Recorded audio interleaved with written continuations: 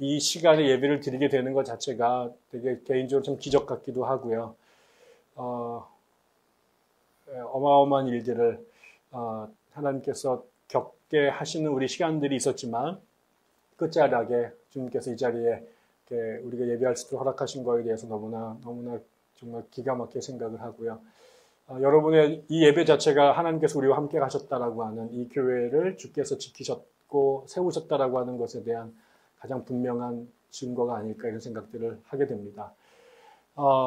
네, 진짜 뭐 거기다가 여러분 아시겠습니다만 어제 저희 외할머니께서 갑자기 이제 소천하셔서 장례를 치르는 중에 또 이렇게 왜 이런 일이 갑자기 몰아서 이렇게 생길까 싶지만 또 우리 할머니가 올해 95세로 이제 소천하셨는데 작년부터 치매가 오셔서 드디어 저를 못 알아보시기 시작을 했는데 딱 한 1년 정도만 애를 태우시고 너무 편안하게 주일날 하나님 품에 가셔서 참 좋았습니다. 저는 이 시간들을 이렇게 올 한 해 개인적으로 저의 삶을 보니까 1월 달부터 12월 달까지 정말 매달 종류를 바꿔가면서 하나님께서 정말 한 번도 그냥 지루하게 보내지 않도록 다양한 종목으로 역사하셨다는 것들을 경험하게 됐고 그 마지막 날 할머니의 그 소천까지 이루어서 정말 패키지를 풀로 이루셨구나 뭐 이런 생각들을 하게 됐습니다. 그러면서 내년은 또 무슨 일이 도대체 벌어질까에 대한 기대와 또 두려움도 또 설레임과 또 근심도 같이 있는 것들을 보게 되었습니다. 오늘 말씀을 어떻게 전할까 고민하다가 지금 여러분들은 어떤지 잘 모르겠습니다. 개개인적으로는. 그러나 저희 교회를 돌이켜보고 또 저의 개인적인 삶을 이렇게 보면서 오늘 우리의 상황하고 굉장히 가장 비슷한 성경이 어떤 이야기일까라고 고민을 하다가 저에게 제일 먼저 떠올랐던 구절이 오늘 좀 본문이었습니다. 우리가 읽은 본문은 예수님께서 승천하시면서 제자들에게 하셨던 마지막 말씀이죠. 생각해보면 예수님과 제자들이 지낸 시간은 정확하게는 3년 정도였습니다. 학자에 따라서는 1년이라고 보는 사람도 있지만 통상적으로 3년 주님과 제자들이 보낸 시간입니다. 우리 교회가 딱 3년 지났습니다. 올해까지. 이제 오늘 이 시간까지 정확하게 3년이 이제 풀로 지났는데, 그 3년이라고 하는 시간이 우리가 이제 중학교 보낸 시간, 고등학교 보낸 시간에 불과하잖아요. 예전에는 군대에 있었던 시간, 뭐, 요 정도입니다.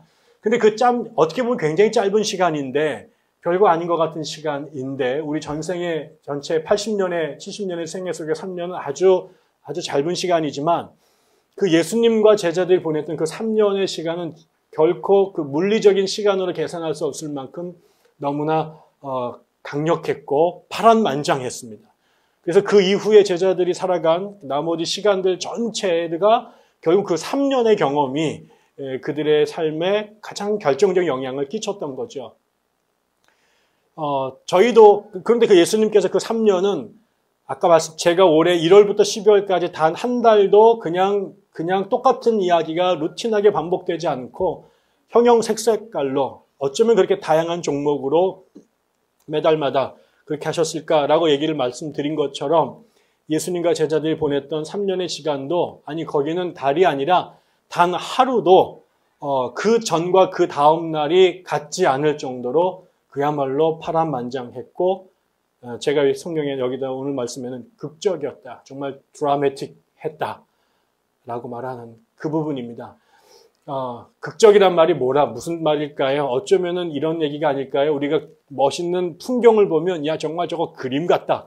라고 말하고, 멋있는 그림 보면 저거 정말 진짜 같다. 이렇게 얘기하잖아요. 극적이란 말도 사실은 우리가 일상에서는 쉽게 일어날 것 같지 않은 일들이 벌어지는 게 드라마 아니겠어요? 근데 또 드라마를 보면 또 우리의 일상과 또 연속성이 있죠. 그러나 보통에 일어나는 일 갖고는 드라마를 만들진 않습니다. 우리 일상 속에서도 아주 정말 특별하고 예외적이고 충격적인 이야기들이 영화나 드라마의 연극의 소재가 되겠죠. 예수님의 이야기들이 하루하루가 단 하루도 쉽거나 편안하거나 아니면은 일상적이거나 평범한 적이 없었던 것 같습니다. 예수님을 제자들이 만나고 난 그날부터 예수님께 돌아가신 그날까지 예수의 제자들은 그야말로 하루하루 매 시간이 정말 드라마와 같은 영화 같은 삶을 살았습니다. 먼저 그분을 만나는 순간 그들은 자신의 직업을 버렸어야 됐고 고향을 떠났어야 됐고 멀쩡하게 살던 삶이 나락으로 넘어졌습니다. 제가 아는 분이 전도사님이 지금 목사님이시지만 그분의 아버님이 아주 평범한 좋은 약국을 운영하시던 약사셨는데 갑자기 50이 되신 어느 날 갑자기 주님을 뜨겁게 만나시더니 약국을 접으시고 신학교에 들어가셨다는 거죠. 그 다음 날부터 그 멀쩡하고 너무나 평범하고 유복하게 살던 그 집안이 그야말로 독립군의 자녀처럼 바뀌게 됐고 하루도 정말 예전과 같은 삶을 더 이상 살 수 없게 됐던 거죠. 예수를 만났던 제자들의 삶도 그들의 일상에 과거의 모든 것들을 다 내어놓고 전혀 새로운 삶을 시작해야 됐습니다. 그게 축복받고 환영받는 길들이 아니었습니다. 사람들한테 가정을 버렸다라고 하는, 집안을 책임지지 않았다라고 하는, 고향을 떠났다라고 하는, 어떤 사람들에게는 광신자에게 낚여서 이상한 종교에 휩싸여서 삶을 버렸다라고 하는 비아냥과 핀잔과 조롱을 받는 길이었죠. 그들의 삶을 한마디에 표현하면 예수님께서 말씀하신 것처럼 여우도 굴이 있고 머리 들 곳이 있는데 나는 머리 들 곳도 없다 라고 말하는 것. 사람이 집에서 하루 출근하고 들어와서 퇴근해서 밥을 먹고 잠을 자고 이 일생을 반복하는 것이 보통의 사람인데 들어가서 잠을 잘 수 있는 것도 없이 살았다라고 하는 것. 그래서 어떤 신학자는 예수님이 최초의 홈레스셨다 이렇게 얘기도 누가 하더라고요. 그 홈레스를 만났으니 나머지 사람들도 홈레스가 된 거죠. 그게 어떻게 평범할 수 있겠습니까? 그들이 평범한 밥을 먹었을 리가 없고요. 평범한 곳에 잠을 잘 수가 없었을 것이죠. 그러니 또 만나는 사람들도 평범한 사람들이 아니었을 것입니다. 여기 보면은 굶다가 오병이어를 겪고 또 사람들에게 비아냥거리고 돌에 맞아 죽을 뻔하기도 하고 결국 그러다가 스승이 죽으시는 경험들을 하게 되죠. 이야기가 맨날 그렇습니다. 폭풍우를 만나서 죽을 뻔하고 배고파가지고 굶고 사람들한테 비아냥거리고 돌을 맞고 침을 뱉고 그들이 만났던 예수님과 보냈던 3년의 삶이 하루도 그렇지 않았습니다. 그러나 동시에 재미있었던 것은 비록 일상적으로 다른 사람들처럼 살지는 못했지만 예수님과 함께 보냈던 그 시간이 동시에 극적이라고 말할 수 있는 것은 보통 사람들이 경험하지 못했던 너무나 경이로운 것들도 함께 겪었기 때문에 그렇습니다. 남들이 마땅히 누려야 될 것, 남들이 마땅히 누리는 것들을 누리지 못하게 된 것도 그들의 삶을 극적으로 만들었지만 다른 사람들은 상상도 못하는 일들을 예수와 함께 따라다니면서 겪게 됐죠. 물 위를 걸어본 사람도 있고요. 자기 눈앞에서 오병이어의 기적이 일어나는 것들을 보았고요. 자기들 앞에서 그 당시 가장 많이 배웠던 율법학자와 바리새인들이 예수님의 말씀 한마디에 바보가 되는 경험들도 그들의 현장에서 보았습니다.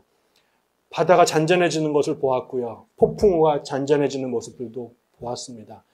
죽을 것 같은 사람들이 살아나는 것들을 보았고요. 태어나서 한 번도 들어본 적이 없었던 기가 막힌 이야기와 설교들을 예수님을 통해서 듣게 됐죠. 그래서 한편에서는 사람으로 살아가야 될 최한계선 밑으로 내려가는 삶도 경험했지만 이 땅에 사는 사람들이 한 번도 상상하지 못했던 최정상 너머의 삶도 함께 경험한 거죠. 이게 이래서 롤러코스터를 타는 극적인 삶이 된 겁니다. 모두가 평균을 치는 삶을 산 게 아니라 하루는 마이너스 때의 점수를 가졌다가 그 다음에는 천상의 점수를 쳤다가 천국과 지옥을 왔다 갔다 하는 삶들을 제자들이 살았던 거죠. 그럼에도 불구하고 이 삶이 가능했던 것은 그들 안에 예수라고 하는 분이 있었기 때문에 그랬습니다.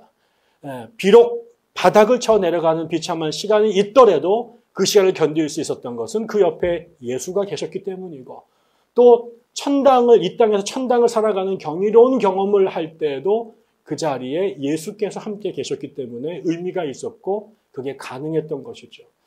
근데 오늘 저희가 읽은 이 본문의 말씀은 그렇게 3년 동안 늘 그들 옆에 그분의 이름처럼 임마누엘이라고 하는 그분의 이름처럼 제자들과 늘 함께 계셨던 그 주님이 더 이상 그들 곁에 계시지 않는 그 시간의 첫 시간이었습니다.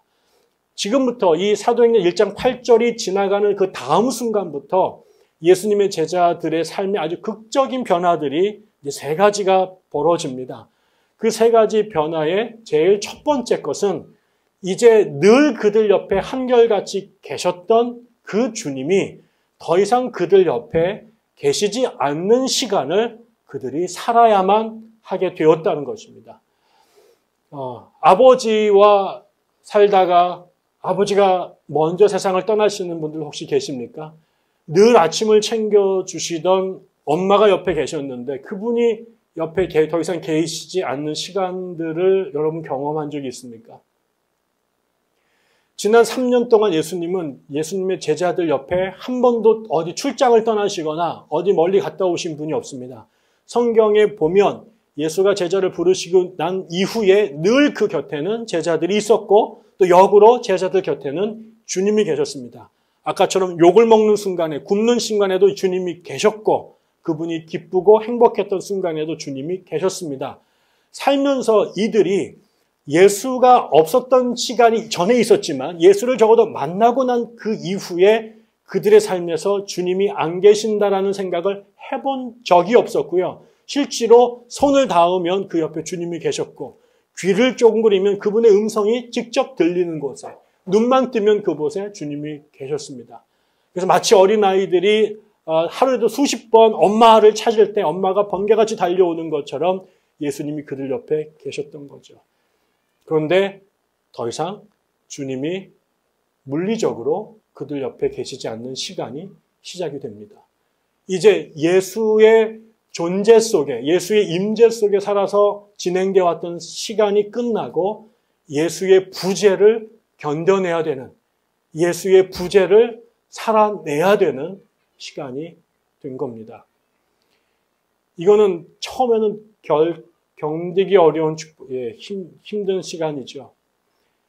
예전에 어느 교수님께 들었던 이야기인데 그분이 다니셨던 대학에 한 교수님이 계셨는데 아주 인고 부부로 잘 살던 부부였습니다.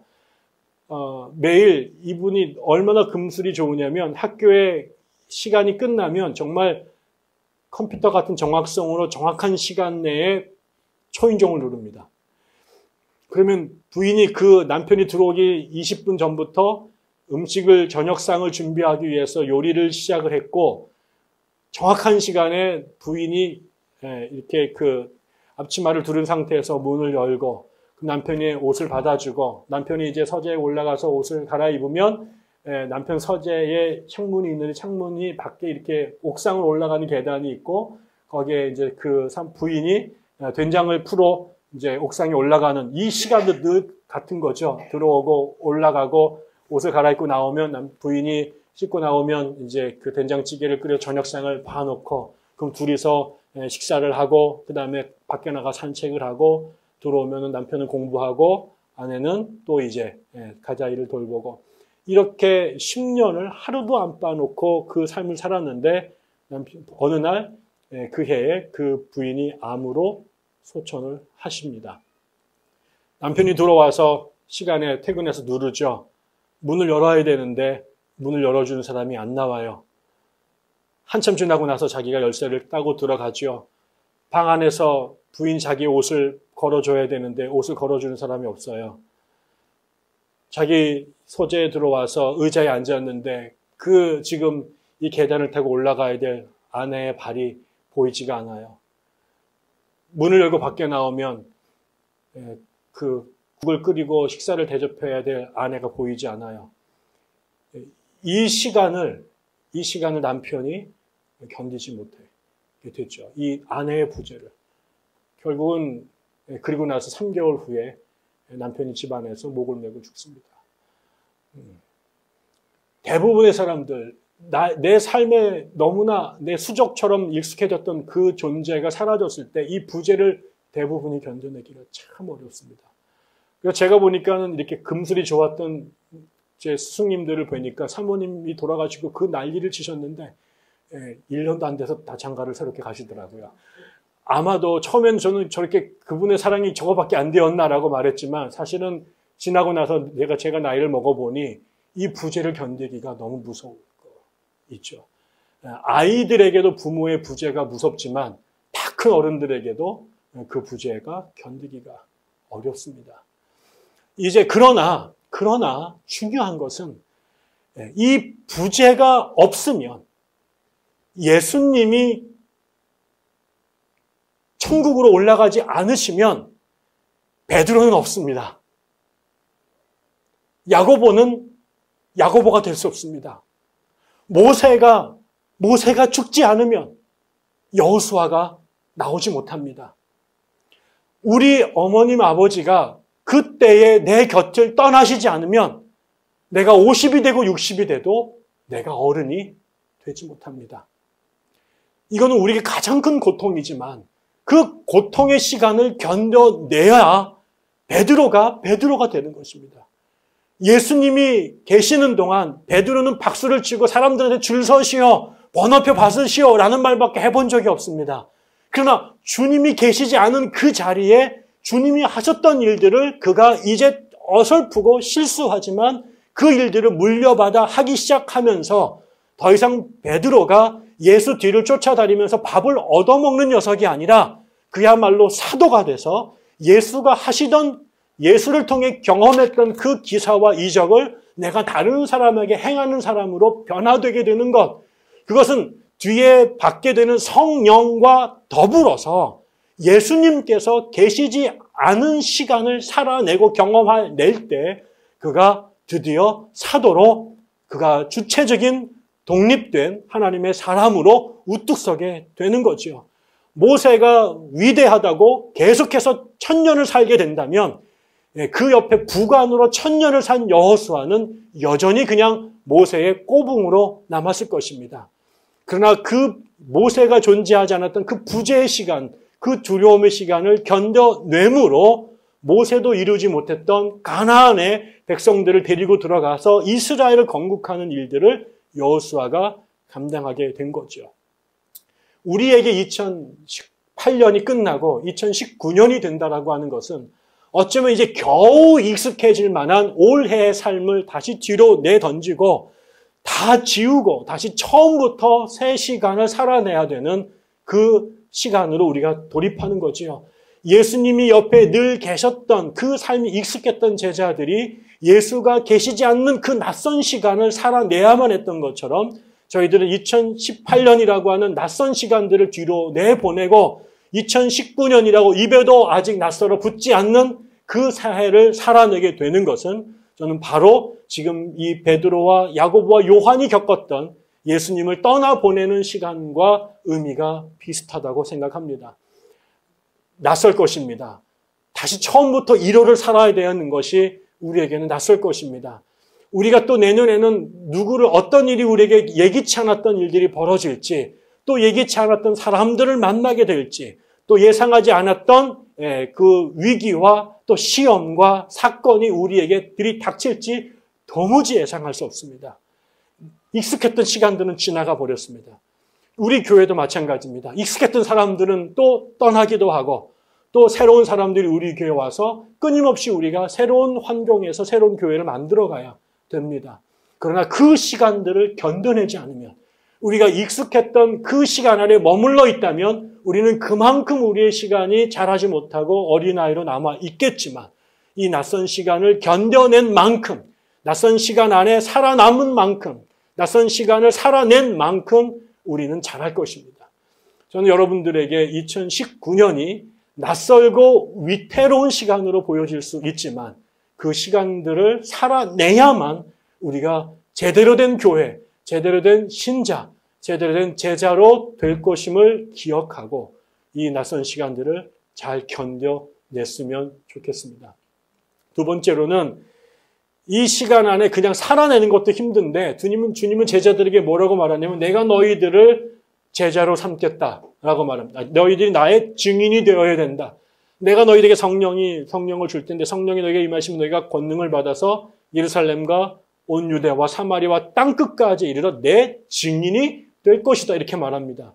아니, 제자들에겐 낯설죠. 자기는 지금 걷기도 힘든데 니들 곧 날아다닐 거다라고 말하는 것과 같습니다. 구구단을 이제 겨우 외웠는데 좀 지나면 미분 적분을 막 풀어낼 거다라고 말하는 것과 같습니다. 감이 잡히지 않습니다. 상상이 잡히지 않습니다. 지금 내 모양으로 보면 예수님 옆에 졸졸 손잡고 쫓아다니던 그냥 졸개에 그거에 불과한데 내가 했던 것이라고 예수님 얼굴 쳐다보고 달아간 것이 전부 다인데 이제 나보고 주님 없는 시간에 주님의 증인이 되라는 거예요. 이 주님의 증인이 되라고 하는 것은 다른 말로 말하면 주님이 시작한 그 일을 바톤을 잡고 그 다음 구간을 뛰는 사람이 되어야 된다는 얘기와 같습니다.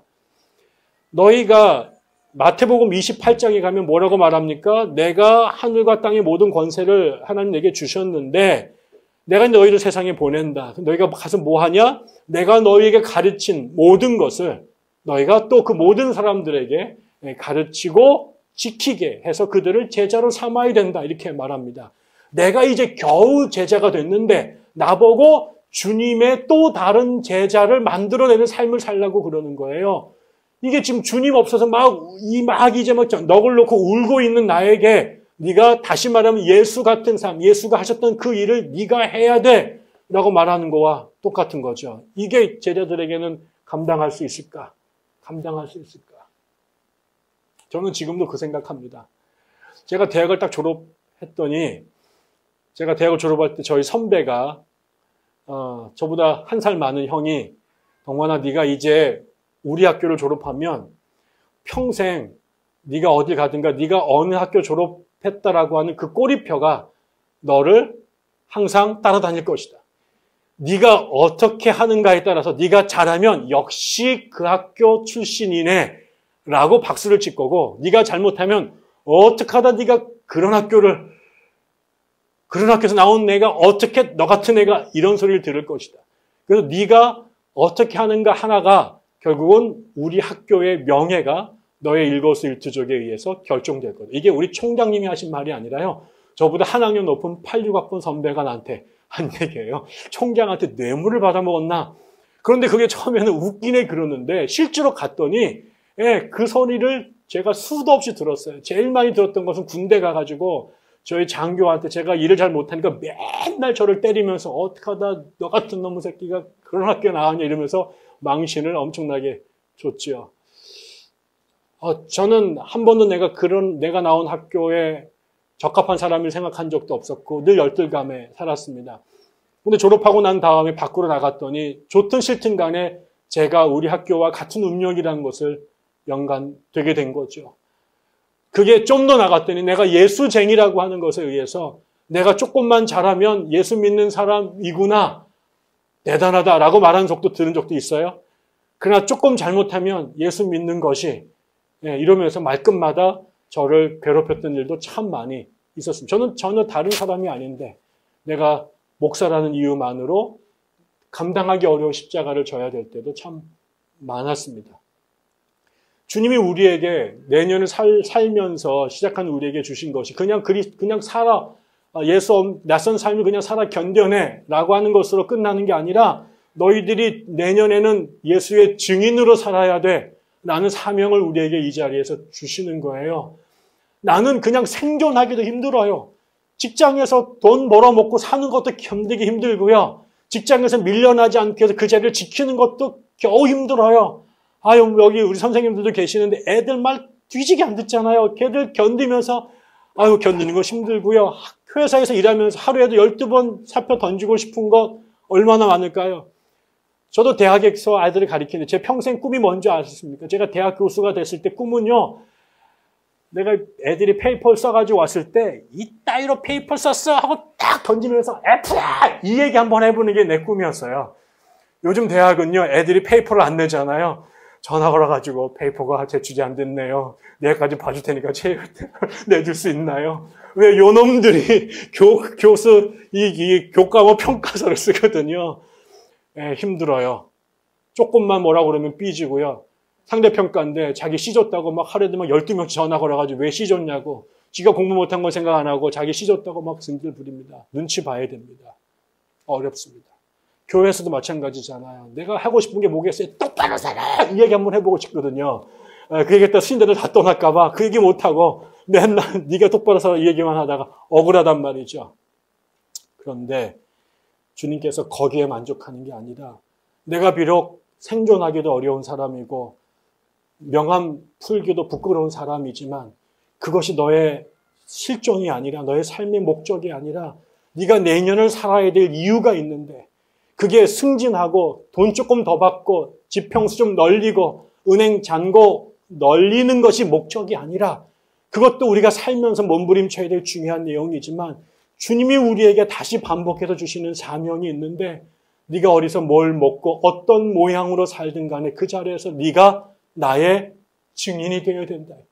네가 먹고 살기 위해서 사는 사람이 아니라 네가 지금 살아가는 이유는 내가 지금 다시 사는 이유는 나를 사랑하사 나를 위하여 자기 목숨을 버리신 예수 그리스도를 믿는 그 믿음 안에서 다시 사는 것인데 내가 이제 예수 안에 다시 삶을 살아가는데 내가 올해 인생을 끝낼 수도 있었는데 주님이 나에게 내년의 삶을 다시 주신 이유가 있는데 그것은 아파트 평수를 높이기 위해서 몸부림치는 것이 아니라 네가 한 번 더 얻은 그 삶에 살아야 될 목적은 네가 있는 그 자리에서 네가 갖고 있는 그 역량 안에서 네가 나를 증거해야 된다.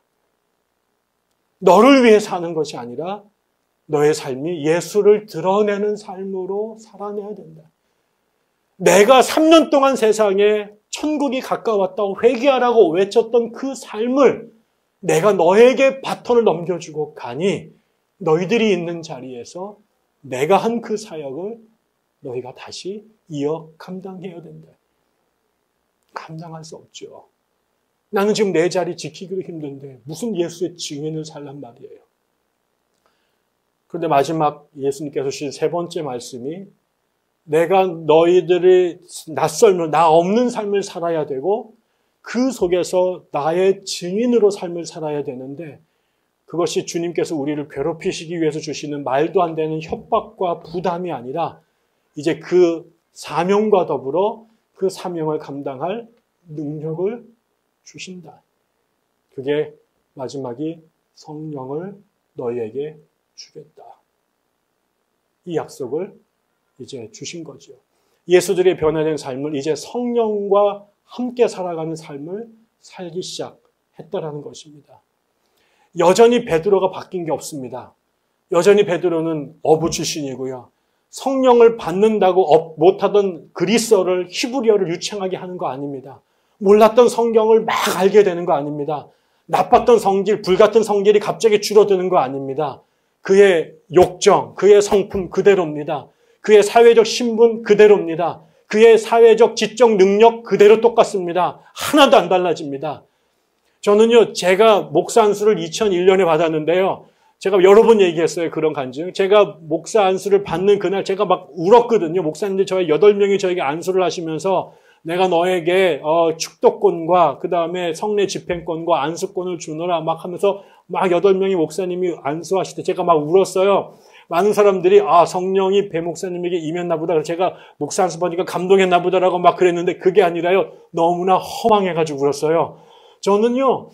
제가 중학교 2학년 때 목사가 되겠다고 서원했고 수많은 유혹들이 있었고 어려움이 있었지만 온갖 일을 왔다 갔다 하다 결국 제가 유학 시절에 2001년도에 제가 목사 안수를 받았는데 저는 목사님들에게 안수를 받으면 하늘이 열리고 비둘기가 성령처럼 임해서 내 가슴에 막 뜨겁고 뭉클한 게 확 오고 막 이럴 줄 알았어요. 그런데요, 아무런 느낌이 없는 거예요. 목사님들이 막 이분들이 흥분하셔가지고 막 너무 안수를 세게 해가지고 모가지만 되게 아프고 이게 아무런 느낌이 없는 거예요. 내가 이 시간을 위해서 그 20년이 넘는 시간들을 그렇게 달려왔는데 결국 이게 너무 내가 극적으로 생각했던 꿈하고 너무 다른 거죠. 저는 제가 축도를 하게 되면 전도사 때는 그거 못했잖아요. 그러니까 목사 안수 봐도 내가 축도를 하면 사람들이 병이 낫고 없던 복이 쏟아질 줄 알았어요. 내가 안수를 하면 뭐 새로운 능력이 나타날 줄 알았어요. 정말 기대를 되게 많이 했거든요. 내가 집례하는 성찬식에는 뭔가 놀라운 성령의 임재가 있을 거라고 기대했어요. 개뿔 아무것도 없는 거예요. 아픈 사람을 위해 기도했는데 병이 낫다라고 저 찾아온 사람 한 명도 없었어요. 그렇게 많이 울면서 기도했는데 병이 낫다라고 복받았던 사람 아무도 없었어요. 내가 목회하는 가운데 어려웠던 사람들이 잘 된 경우 거의 없어요. 점점 어렵고 힘든 사람들만 정말 바글바글 몰려들었지 잘 된 사람이 없었어요.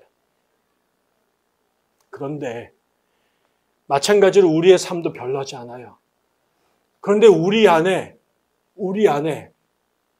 놀라운 것은 제가 그렇게 아무런 믿음도 없고 지금도 믿음이 연약한 사람이고 아무런 능력도 없고 기도해도 병 하나 못 고치는 사람이지만 지난 2001년 이후 지금까지 이 자리에 계속 있었다는 거예요. 제가 계속해서 한 주도 안 쉬고 말씀을 계속 전했다는 거죠. 하루도 안 쉬고 강단에서 신학을 학생들에게 가르쳤다는 거죠. 제가 한 번도 안 빠지고 사람들과 만나서 신앙 상담을 했고 나도 믿음이 연약하고 아는 것이 없지만 그들에게 예수를 전하기 위해서 그 자리를 지켰다는 거예요. 저는 제가 공부를 했기 때문에 안수를 받았기 때문에 그 일들을 감당했는 줄 알았는데 돌이키고 나면 늘 그 자리에 하나님이 함께 계셨다는 것을 고백할 수밖에 없었습니다. 겉으로 보기에 우리의 삶은 달라지는 게 없을 것입니다. 그런데 주님께서 우리에게 도전하셨고 우리에게 약속하셨습니다. 너희가 내년에 그 낯선 시간을 다시 살아내야 될 터인데 그 낯설고 위태로운 시간에 너희가 나의 증인으로 살아야 될 텐데 그것을 그 사명과 그 사명을 감당할 능력을 내가 너희에게 선물로 주겠다. 저는 여러분들이 우리가 지금부터 새로 시작된 시간들을 살아가게 될 터인데 그리고 여전히 우리들을 힘들게 하는 수많은 사람들이 우리를 가로막을 터인데 그 속에서 우리와 함께 하시는 성령의 임재를 경험하는 시간들로 우리의 내년이 가득 찼으면 좋겠습니다. 내년에 우리의 삶에 아무런 어려움이 없는 것이 아니라 우리 삶의 유혹과 위협이 다 사라진 게 아니라 예전에 지난 한 해 동안 우리를 가로막았던 위협과 위험과 우리를 힘들게 하고 우리를 괴롭혀하고 우리가 내일 일어나지 않았으면 좋겠다라고 생각했던 그 지긋지긋한 일들이 여전히 반복될지라도 우리가 그 자리에서 물러나거나 도망가지 않고 주님의 증인으로 그 자리를 지켜낼 수 있는 것. 내가 내 힘으로 아니라 내 지식이 아니라 내 능력이 아니라 여호와의 신이 나를 그 자리에 남아 그 자리에 그 주님의 증인으로 그 시간을 견뎌내게 하셔서 또 지났더니 그 수많은 태클들과 사망의 골짜기들을 통과하고 견뎌내 다시 내년에 이 자리에 하나님께서 우리를 한 해 또 지키셨고 올해는 특별히 수많은 일들이 있었지만 내가 주님의 증인의 삶을 살 수 있도록 성령께서 나를 더 많이 도우시고 역사하셨다라고 하는 그 간증이 우리에게 더 많아지는 그런 한 해가 됐으면 좋겠습니다. 제가 유학을 가려고 했을 때 선생님들께 세 분에게 추천서를 받았습니다. 마지막 추천서를 써주신 선생님이 계셨는데 그때가 아주 추운 겨울이었습니다. 1월 달이 한참 넘어서. 근데 그 선생님께서 저에게 추천서를 써 가지고 일부러 제가 만나기로 한 날 학교에 나오셨습니다. 영무실에 갔더니 난로도 못 피시고 손이 고부셔가지고 막 이렇게 몸을 떠시는데 마지막 제 추천서에 당신 사인을 하시고 이렇게 봉투에 넣어서 저에게 주셨습니다. 그러면서 저에게 이렇게 얘기하시더라고요. 배 전도사야, 네가 이제 유학을 가서 공부를 하고 올 텐데 네가 공부를 하고 돌아올 때 네가 공부를 잘해서 학위를 갖고 오는 것도 아주 중요한데 그 학위가 너의 공부가 아니라 너의 잘남이 아니라 성령께서 함께 하셨다라고 하는 증거를 함께 갖고 와야 된다. 이 땅에 공부 잘하는 아이 많다. 집에 부모님이 돈 잘 대줘서 유학 열심히 하면 다 학위 받아온다. 그러나 너는 달라야 된다. 이 학위가 너의 머리와 능력이 아니라 하나님께서 주신 선물이라고 하는 그 간증을 네가 갖고 와야 된다. 그래야 그 학위가 너를 살리고 한국교회를 살린다. 저에게 한 푼도 안 주셨어요. 저는 한 200불 주실 줄 알았는데 안 주시더라고요. 근데 제가 그 자리에서 하나님이 저에게 대놓고 말씀하신다는 느낌을 받았습니다. 그리고 돈을 주셨던 어떤 분들보다 너무너무 감사했습니다. 그게 1997년이니까 20년이 지나갔습니다. 근데 제가 매일 그날의 그분의 말씀을 잊지 않으려고 합니다. 여러분들에게도 같은 말씀을 드리고 싶습니다. 우리가 다시 2018년을 시작할 것입니다. 수많은 일들이 있을 것입니다. 19년을 시작할 것입니다. 그러나 내년 이맘때 만났을 때 여러분들이 이제 내가 잘나고 좋은 사람들 때문에 살아 견뎠다라고 하는 것 말고 하나님이 나를 지키셨다. 성령이 나를 주님의 증인으로 살게 하셨다라고 하는 간증을 갖고 오셔야 됩니다. 그게 우리 교회가 내년을 살아내야 될 사명이고 존재 이유고 궁극적인 목적입니다. 하나님께서 우리에게 공동체를 주셨습니다. 하나님께서 우리에게 성령을 이미 주셨습니다. 그 성령과 공동체가 내년을 승리의 삶으로 살아내고 다시 이 자리에 모여서 찬양의 감사의 찬양을 올려드리고 승리의 노래를 부르는 그런 해가 되기를 주의 이름으로 축원합니다. 기도하겠습니다. 하나님 아버지, 우리는 아무것도 아니지만 늘 착각하고 내가 전부인 것처럼 속을 때가 있습니다. 또 때로는 하나님께서 우리의 삶을 지키시고 우리에게 모든 것들을 공급하여 주셨음에도 불구하고 하나님이 없다고, 하나님이 아무것도 안 해주셨다고 투정하며 울 때가 있습니다. 하나님, 이제 우리가 2018년을 종료하고 2019년을 새롭게 시작하는 이때에 하나님의 약속과 하나님의 사명과 함께 시작하기 원합니다. 하나님께서 우리에게 낯선 시간을, 외로운 시간을, 불안한 그 시간을 다시 살라고 우리를 그곳으로 걷어차 내밀어 주셨습니다.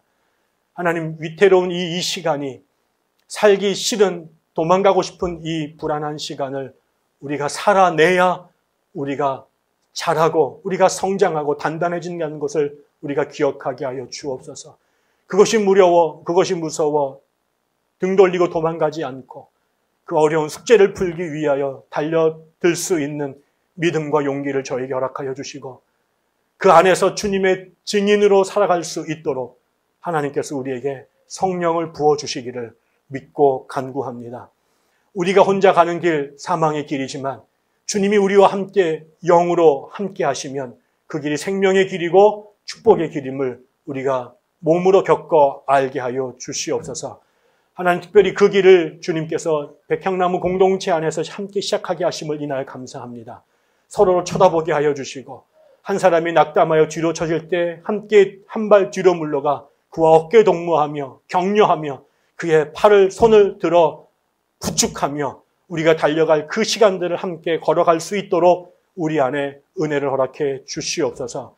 무엇보다 성령께서 매 순간순간 우리에게 임재하여 주셔서 우리에게 당신의 약속을 되새겨 주시고 우리의 가슴을 뜨겁게 하시고 우리의 믿음을 다시 고추 세우게 도와주시고 우리가 바라봐야 될 표대를 바로 보게 도와주시고 그 목적지까지 완주할 수 있도록 우리의 전 존재 위에 하나님의 권능을 부어 주시옵소서.